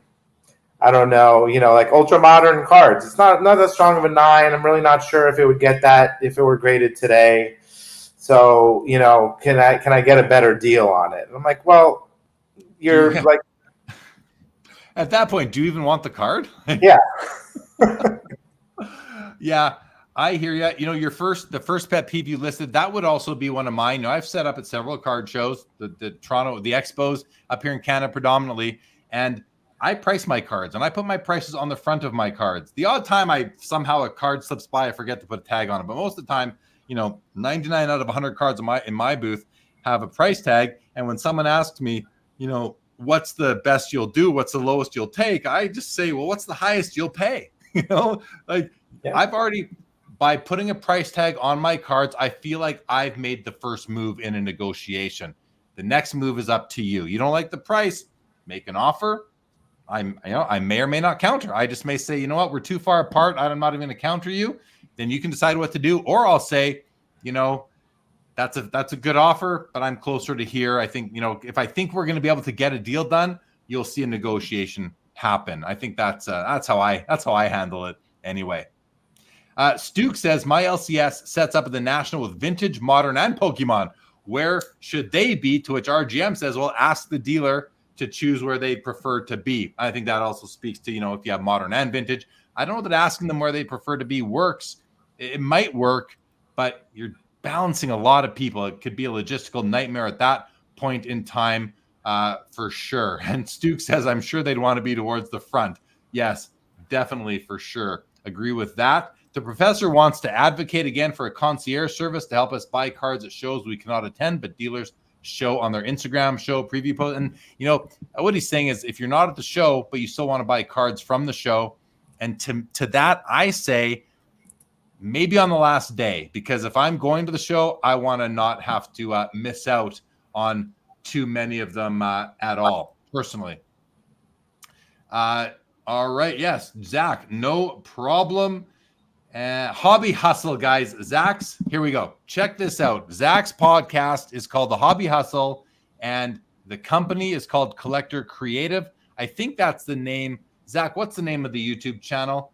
But either way, guys, you can find this Zach's new podcast, either Hobby Hustle or Collector Creative. You can do that either way, guys. And Jordan, I'm just going to add your Instagram handle to your name here. So anyone who's watching right now, you can, if you're not following Jordan yet on Instagram, you now look under his name. You see Jordan's Cards 41, guys. That's where you can follow Jordan on Instagram if you are not yet following him.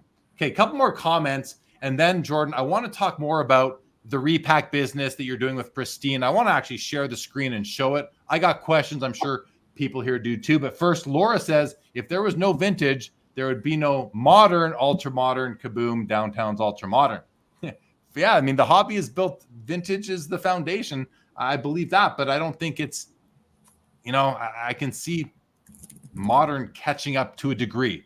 We talked about that already. And the professor, Andy from the Indie Card Exchange, shared his pet peeve for us not to say when selling raw cards to him, what if it grades a 10? Andy says he buys on what is. Okay, not sure what that means at the end, but thank you, Professor. All right, Jordan, I want to get more into the repacks and really, why did you decide to start your own? Well, a lot of the business that I've done the past 2 years has been with repackers. And I just sort of got to a point where I said, why can't I make my own? Because I think that the repack business, mystery packs, have increased in popularity in the past few years. And I know a lot of other people who've done it, who've had success with it, who have fun with it. And I thought, it might be worth giving a shot. And I've sold a lot of single cards on Pristine for the past couple of years, which is one of the platforms that I do a lot of business with. And I've seen mystery packs on the site this entire time. And they, seem to perform quite well relative to what I would expect. So I've said, okay, well, I'm buying cards that are going to mystery packs, and I, on a platform where they have a lot of mystery packs, and why can't I try it myself? So that's sort of why.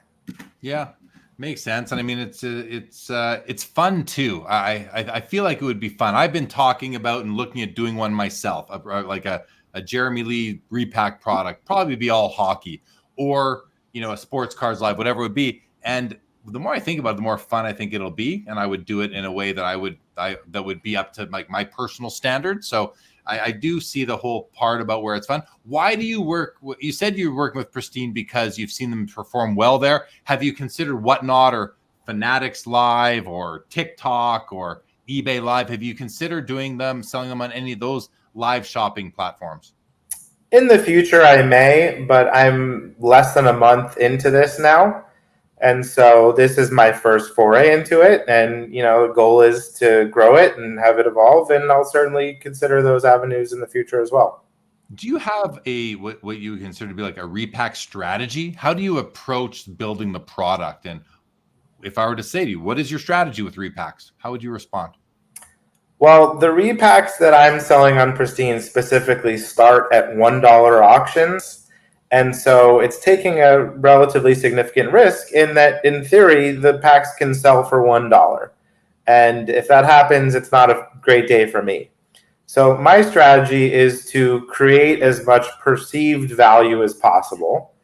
And I have the chase cards pictured, which for the current series, I'm on series 2 now, is 30 different cards.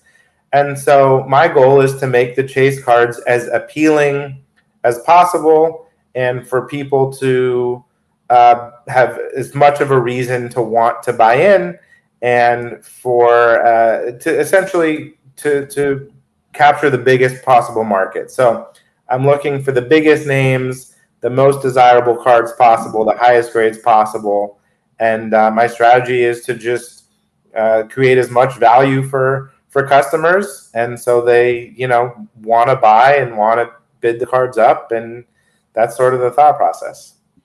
How do you ensure transparency and integrity in your Repack product? Because we've seen, earlier this year, there was a lot of narrative, a lot of content created about Repacks. Not just that they're buying up cards at shows, but that there's lots of opportunity for nefarious activity, misleading the consumer, that sort of thing. Maybe those chase cards going to certain spots or certain friends, all that stuff. How do you ensure against that? Because listen, I've known you for a while through the show. We've met in person several times. I think you're an upstanding individual. I would not have an issue buying a Repack product from you, thinking that I might get ripped off or it would be unfair. But it doesn't matter what I think. It matters what the general community thinks. And there's a lot of content out there that is just kind of looking and waiting for you to mess up, so that they, not you in particular, but a repacker to mess up, a breaker, a streamer, so that they can, call you out. And hopefully they're calling out the right people when this happens. But I think you have to put controls in place to sort of defend against that, and to just, protect yourself from number one, being accused of doing something you didn't do, but also to keep you, on the straight and narrow. So with that, how do you ensure your transparency and integrity? So I published the full checklist in the mystery packs on Pristine. All 600 cards. That's how many cards I'm doing per series. Every single card there is listed. I myself am, overseeing every card going into every pack, and then Pristine has internal systems of checks and balances to, ensure that, I'm double checked as well. So, I think that's probably, for them to speak on how they handle it. I think one thing that they do is they'll randomly open and purchase some of the packs, and, sort of to double check that cards that are on the checklist that's provided match up with what they see. But also it's something that's only offered to a select group of sellers on the platform who have a tremendous history with them. And so they're pretty cautious too, because if they have some funny business occurring on their site, they're directly responsible for it as well. So that's something that they take seriously, I take seriously, and yeah.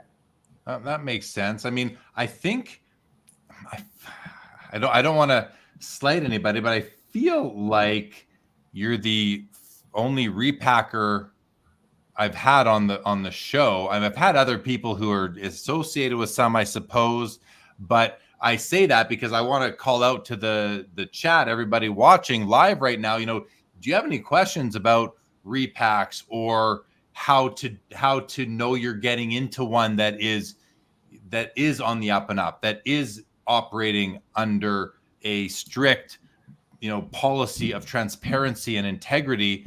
Just let us know if you have any questions. Happy to put them to Jordan, who's getting started with it now. And Jordan, let me ask you this. You said you're on series 2. I'm going to show it. I have it up. I have it up here. I'm going to share my screen in a second and show people what it is. But how did series 1 go for you? Was it successful? And how is series 2 going so far? Well, series 1, I had 600 cards auctioned in one day. And I thought that it was a great idea at the time, because I like the idea of being able to, like, one and done, just be done with it and move on to the next one. But I think we probably flooded the market. And so the auction started at noon and ended at 8:30 p.m.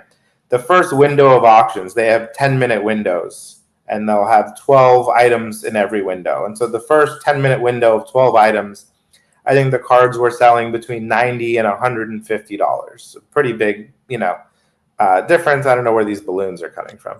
I don't know either.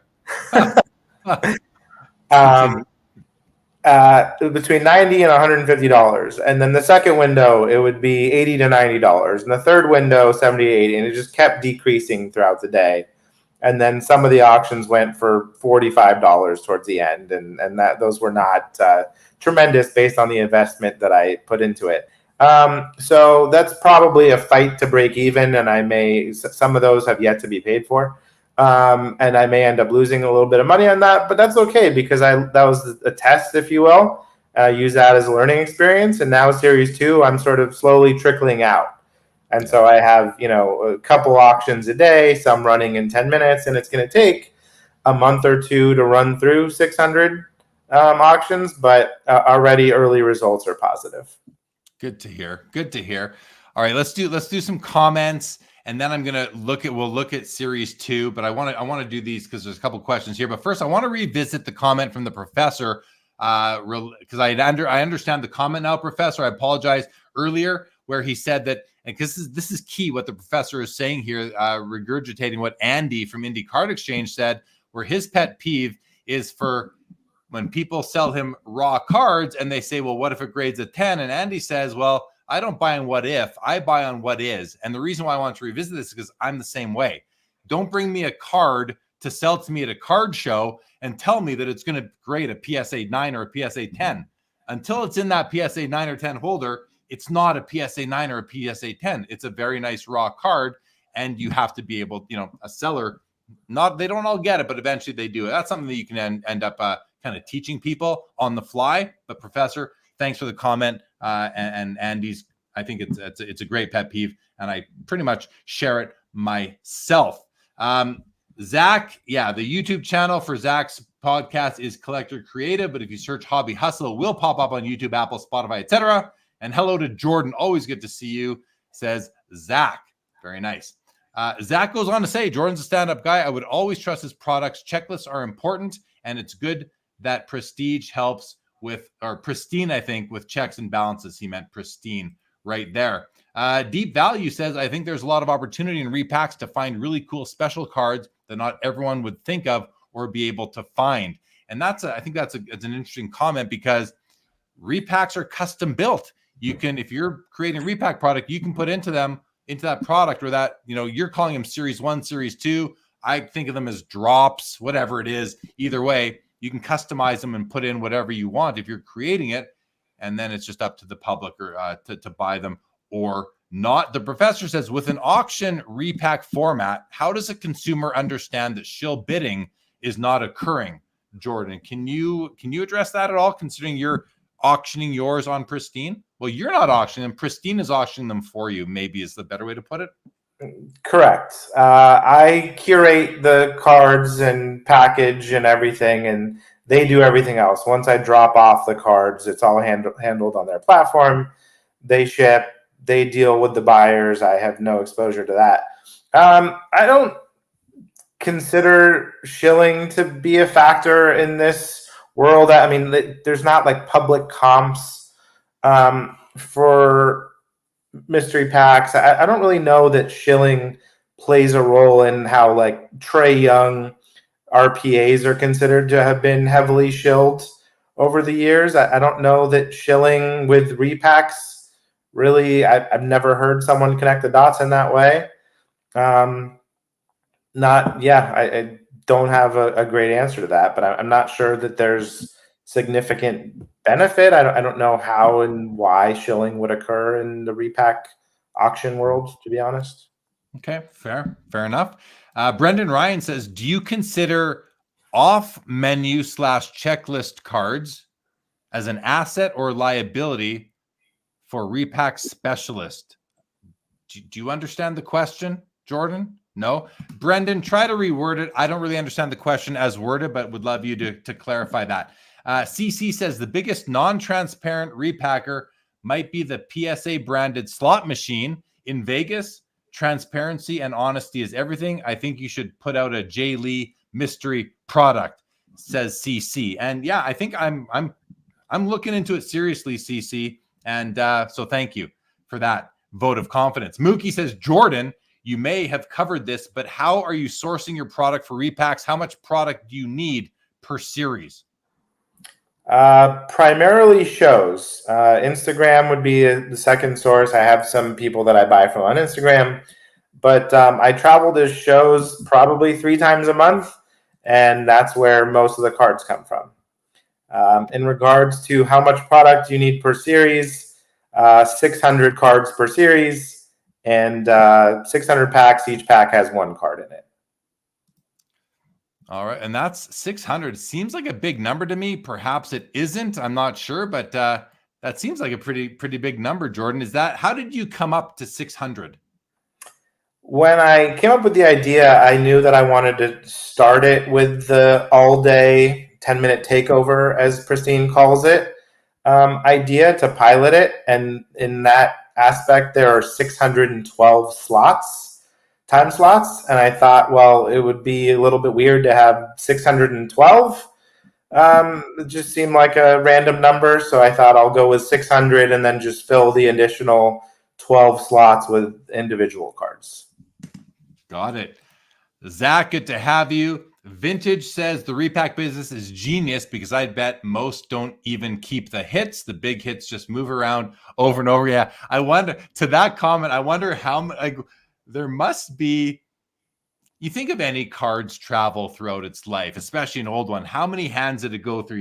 You look at I alluded to it earlier. I picked up a wonderful vintage card right here in Cleveland. I'll show it in a second. And I wonder who the previous owners were. How many were there? Well, you think about a repack product. I wonder if there's like a card out there that has been in the most repack products. Like, has there been a card that's been through 10 repack products or more? I kind of wonder about that. But I think vintage is right. The big hits probably just move around over and over again because it is. It's similar to breaking, where sometimes it's rare that in a group break, unless you're buying the team, pick your team, that you're going to get a card that you really want for your PC, but maybe some people do. I know some people, Jordan, who break a ton of product and they keep everything that they break because that's how they collect. Do you think there are repack customers out there who keep everything that they pick up in a repack or a mystery pack? There definitely are. I know of a couple, but they're correct in that there are some people who just love the thrill of the chase and the thrill of the hunt, and most 90+% of cards that people get in mystery packs, to some people, you're right, they're not going to keep, and they may continue to get cycled over and over again, and that's just part of the hobby at this point. Yeah, exactly. So you want to see the vintage card I bought at Cleveland? Please. I'm going to show. It's a baseball card, everybody. It's a baseball card. It's from 1941 Play Ball. It's card number 18. It is in a PSA holder. It is graded fair 1.5. I'm going to take you off for a second, Jordan. We can still hear you. Hank Greenberg, 1941 Play Ball. For anybody watching or listening, not watching, I'm showing my 1941 Play Ball, Hank Greenberg, rookie, card number 18. It's a 1.5. Beautiful yellow background. I looked at several copies before pulling the trigger on this one in Cleveland to make sure that because wasn't totally familiar with the card, but I wanted to check out what the different color variations would look like. Does the yellow change in brightness from one copy to the next? How is the registration typically? And after doing that, standing at the vendor's table, looking at other copies for a while, I realized this was a very well printed copy for a 1.5 for the grade. And it's got a bit of a rounded corner here. It's not perfect. It does have some light wrinkling through here, but in some light, I can't even see it. Actually, I didn't even really notice those wrinkles until I scanned the card in and looked at it later in hand. And I couldn't be happier to add a 1.5 Hank Greenberg from 1941 Play Ball to my collection. Love the card. And you know what? I could have bought an EX or near mint copy, a PSA 6 or a 7. Maybe I could have bought something like that for $2,000 or maybe more. Guys, I got this for $300, and that was on the high end of 1.5 comps. But I don't care. I'm not going to hold a vendor on a card like this to a comp when the range of conditions of 1.5s is super wide, right, Jordan? I mean, you don't specialize in vintage, but I'm sure you recognize that at least. And I just thought that this card was awesome. And from an eye appeal perspective, centering, anyway, I love it. I can sit here and just gush over that card for a while, but let's get back to the comments here, Jordan, because there are more coming in. So Oh yeah, look at all. Oh, you got okay. So Vintage says just call repacking what it is: unregulated gambling. And is that a bad thing? Like, is that bad? Because unregulated gambling, when I hear it, and especially with the preamble to this comment, which is just call it what it is, I feel like that has negative connotation. I'm starting to think about that. Isn't the purchase of any pack of cards unregulated gambling? Isn't the purchase of any box of cards, any case, any entry into any break, isn't that all similar to what Vintage is saying here, unregulated gambling? Isn't, buying singles, buying raw singles could also be unregulated gambling, because how many have been trimmed? We know, so is it a bad thing, Jordan? What are your thoughts on the comment and my additional comments thereupon? In a way, sounds sinister. I don't view it as something sinister, and I totally agree with you, Jeremy, that if repacking mystery packs is unregulated gambling, so is going into your local card shop and buying a pack of Topps baseball and opening it. That's gambling too. Does the government have any influence over you buying that pack of Topps or mystery pack?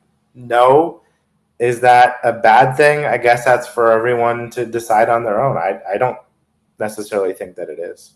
Yeah. I mean, if it was regulated, that would be a whole other. There'd be a whole other level to this.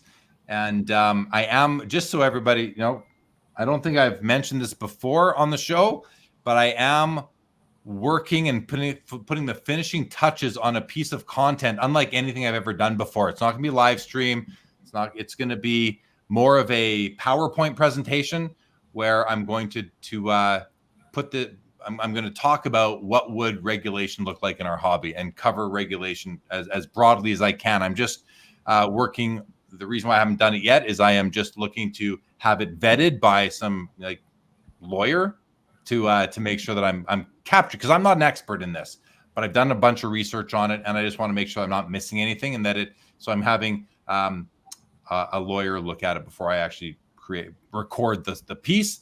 The presentation's done, my talking points are there, and I hope to get that out there, if not by the end of this week, next week. Okay, Jake Dahl says, awesome Greenberg. Stukes likes the Hank.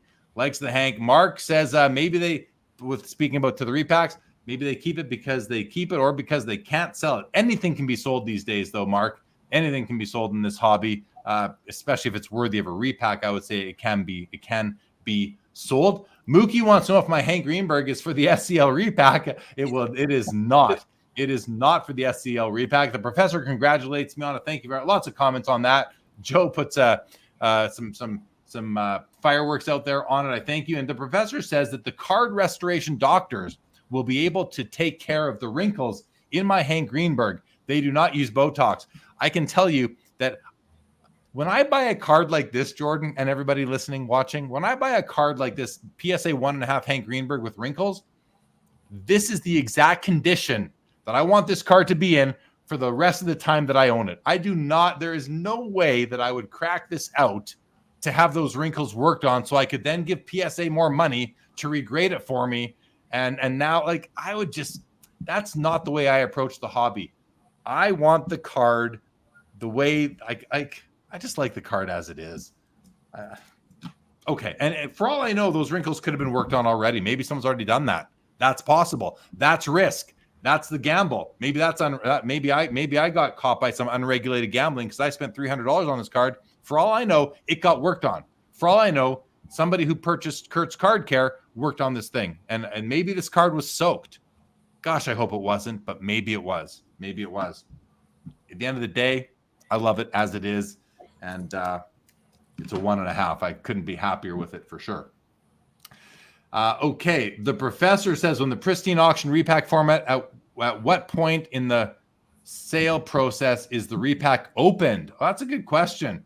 And before you answer that one, Jordan, I'm going to show it. Do you mind if I show your repack on pristine right now? Because I have it loaded up and ready to go. All right, here it is, guys. So let me take the professor's comment off for a moment. This is pristineauction.com. JSC, for Jordan Sports Card presents Platinum Quest Mystery Box Sports Card Pack Series 2. You can bid now, lot number, total views, total bids. So only 4 views, Jordan. That seems low. What do you know what that means? I can't imagine this, and I'm one of them. I can't imagine that only 4, or did this just launch tonight? What does that mean? Yeah, it just launched 20 minutes ago or so. So normally by the time the auction runs, the view count will be 80, 100, 120. So that number will change.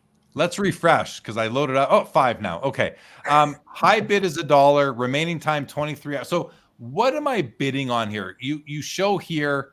If I click on this, it shows us this image. So join the chase. We got a Mahomes. We got a Jordan auto. We got a Judge auto rookie. We've got some Caitlin Clark, Aaron Rodgers, a nice Babe Ruth 1/1 Chrome Superfractor. That's awesome. A Griffey autographed Upper Deck rookie, a nice Luka rookie. I mean, there's some great cards in here as we look through them. So these are what you refer to as the chase cards, the top 30 cards in the product. Each pack contains 1 multi-sport slab, either baseball, basketball, or football. So you do not include hockey, at least at this point. And then here's the checklist. So the top 30 cards are the chase, and then everything else is listed in alphabetical order. You can go through and see the whole checklist, all the cards that are going to come out, right down to the 600th card. And these are just out a lot of Jordans. I just saw a whole page of Jordans there, 2 whole pages, almost 2 whole pages of Jordan, almost a whole page of LeBron, more than a page of LeBron, some LaMelo, some Trout, Peyton Manning, Pascal Siakam, a bunch of Shaqs, Scotty Barnes, Shohei's, Tom Brady's, Trevor Lawrence, Wembanyama, and there we go. We end at pack 600 with, or card 600 with being, Zion, obviously in alphabetical order. So with all that, Jordan, what more can you tell us about this layout? Let's go through it. I click on bid now. I have to log in. Okay, I log in. And I can bid $1. So let's bid. Let's bid $1. Bidding on it, a 17% buyer's premium will be added to the total. So I'm really bidding $1.17. I'm willing to bid $1.17. I have now bid on the item. 1 bid. All right. Maybe this will be my first repack product, Jordan, if I win one. And I went through that to show people how it works. I've never seen it before myself. I wanted to see, and hopefully people saw it as well. So anything you want to mention on all this? Well, I mean, the goal is to create the best product possible that appeals to the widest audience. And I want people to enjoy the experience and be happy with it, even though I think most people who buy into a repack understand that you're gambling and that, most people are not going to get the Mahomes rookie patch auto or the Jordan on-card auto or the Aaron Judge rookie auto. But those are the 3 most valuable, I think, probably most desirable, objectively desirable cards in this product in Series 2. And then there's another, 27 cards that I think, to me, stand out. And, I also want people to be repeat customers. I want people to come back. So that's one of the reasons why I wanted to be transparent with the checklist. And, even for the other cards that aren't pictured, I want them to be the highest possible grade, a lot of the more desirable names. That's why that you see Jordan's name in there a lot. You see Shaquille O'Neal, because I think, even if you get a Michael Jordan, PSA 8, PSA 9, 1992 Upper Deck card, it's still a graded card of the greatest basketball player in NBA history. I might be biased, but in my opinion, I have a Jordan thing behind me there. And so I just want it to be a good product that's fun for me to make, and I hope people enjoy it. So to the professor's question from before, if I win this auction, which ends in 23 hours, right here, remaining time, does Pristine immediately ship the card, the repack, the mystery pack out to me for me to open when it arrives? After you pay for it, or when paying for it, you're given the option to have it shipped immediately or combine shipping.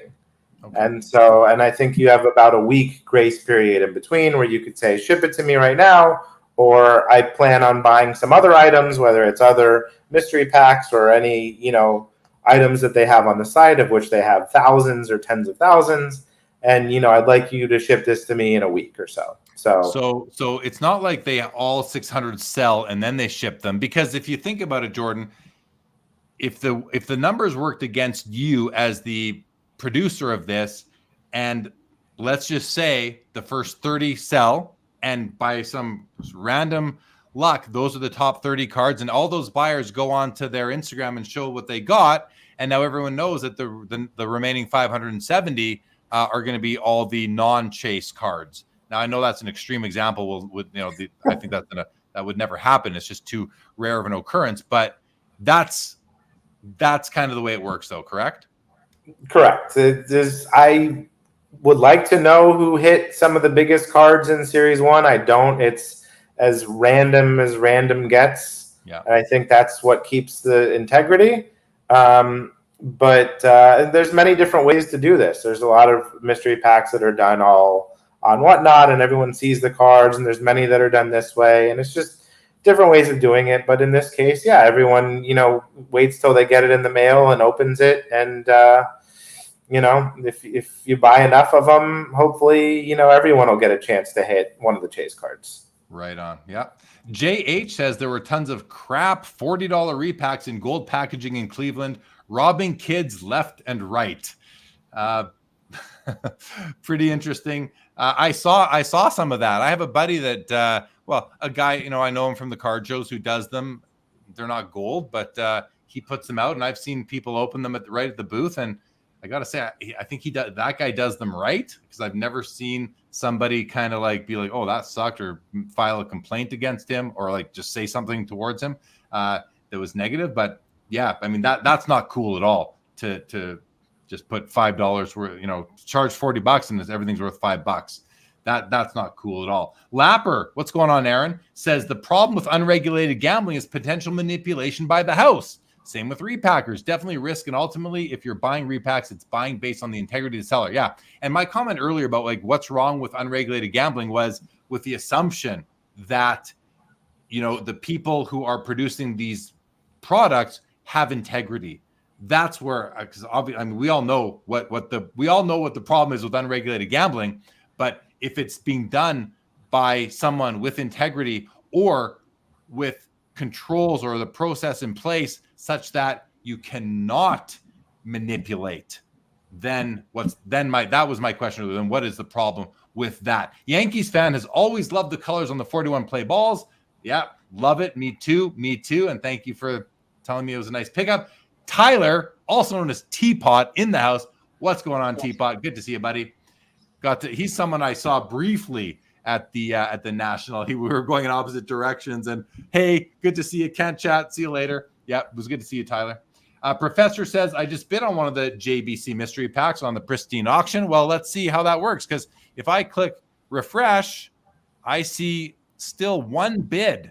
So I don't understand how that works. If I've got a bid, shouldn't the professor have a bid too, Jordan, or is that on a different particular pack?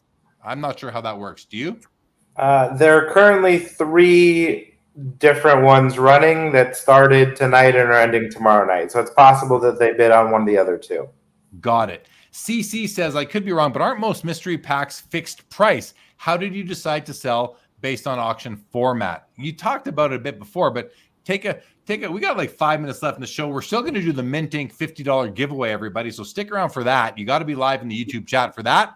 Jordan, we're going to hit these last few questions. Then we're going to do the Mint Inc. giveaway. Then we're going to wrap up. So please respond to CC.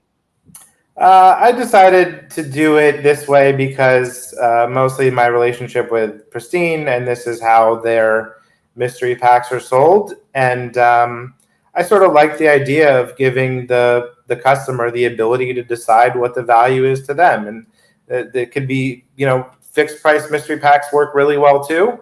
But then I guess you're relying on the company to dictate what the value is. And in this case, I'm relying on the customer to dictate what the price is. So I like the idea of giving that flexibility and freedom as well.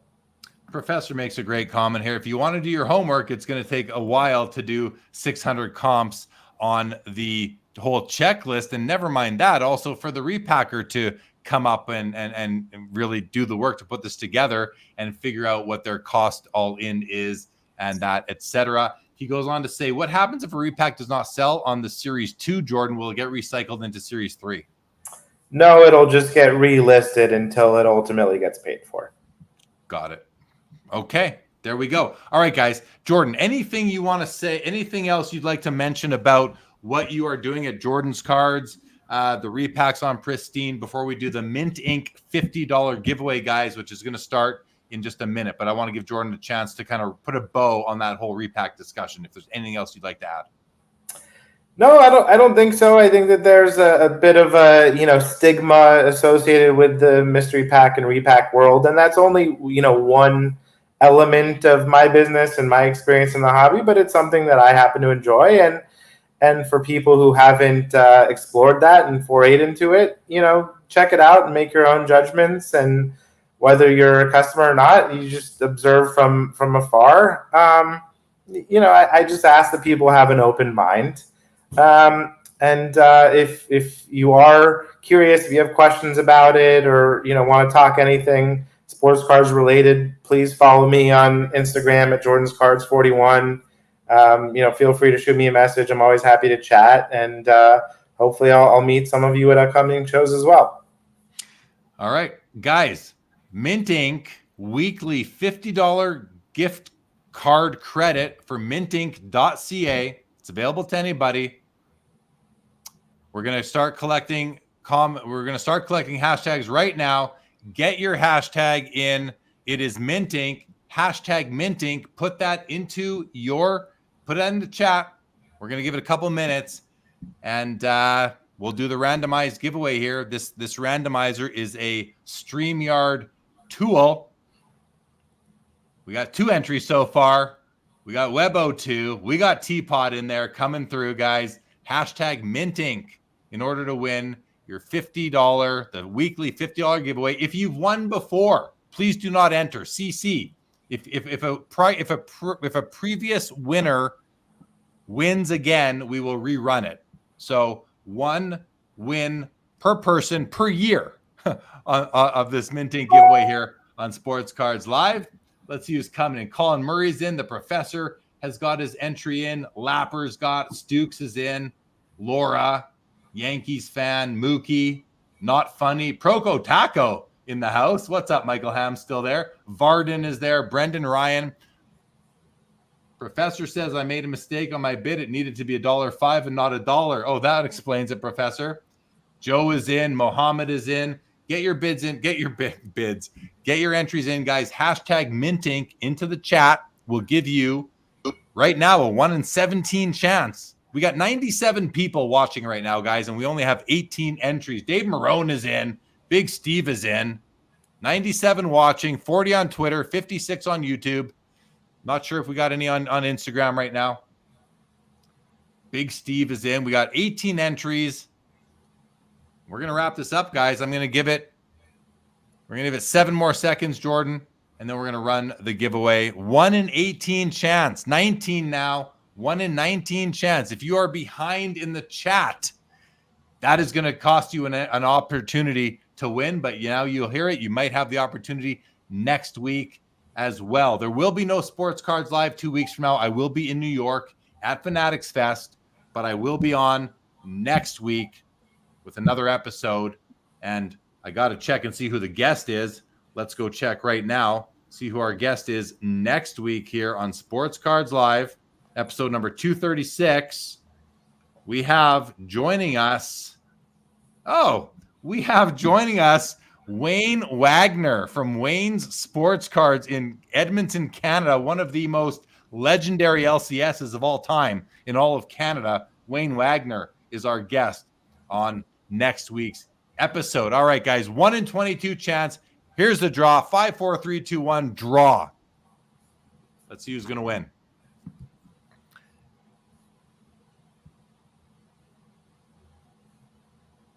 Lapper takes it home.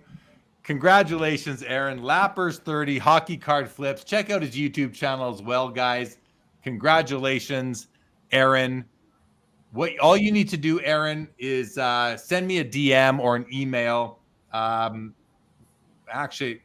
me an email or a DM. Just make sure I have your email address, and Mint Inc. will send you your code to use on their website to claim your $50 credit to be used on mintinc.ca. Congratulations to Lappers Hockey Card Flips. Boom. You got it, buddy. You got it. All right, guys, we're going to wrap up the show. Jordan, thank you for joining. It's crazy. You know, we're a bit over 2 hours. We could keep on going, but this has been great, man. Thank you for joining. Take a minute, thank the chat, say what anything else you want to say, and then we're gonna be done. I'll read the final comments from the chat. Get them in, guys, and then we're gonna wrap up. Jeremy, thank you so much for having me. I had a great time, and yes, I'm sure we could go a while longer. And I had a great time interacting with the chat as well. I appreciate the questions, and I hope that provided some clarity on a little bit of insight into mystery packs, and hope to chat with more of you again soon. All right. Well, thank you so much. Again, Jordan, Professor says, great discussion. Looking forward to following JSC on Pristine. Tyler says, trivia goat. Jordan's a trivia goat, I guess. Mookie Chilson, great night, fellas. Thank you, Mookie. It was great meeting you. Really good meeting you in Cleveland. Mark Santucci gives it good show. Not a 5-star rating from Mark Santucci, but a good show rating, Jordan. I don't know if you know, but Mark Santucci he's the resident SCL critic, and we get a lot of 5 stars. We're getting good shows tonight. We'll take it. We'll take it, Mark. We'll take it. Thank you, Yankees fan. Appreciate it. Thank you, Laura. Good to have you here. As always, guys, that's going to do it. Be back tomorrow night on the channel for the Fanatics Collect Hockey Card Weekly Auction Watch Party with Josh Madigan from the Hockey Cards Gong Show. We'll be back with that tomorrow night, 6:30 Pacific, 9:30 Eastern. Jordan, thank you for joining. Everybody, thank you for being here. As always, if you said hi to me at the National, I thank you. It was amazing. Guys, with that, this episode of Sports Cards Live for August the 3rd, 2024 is now over.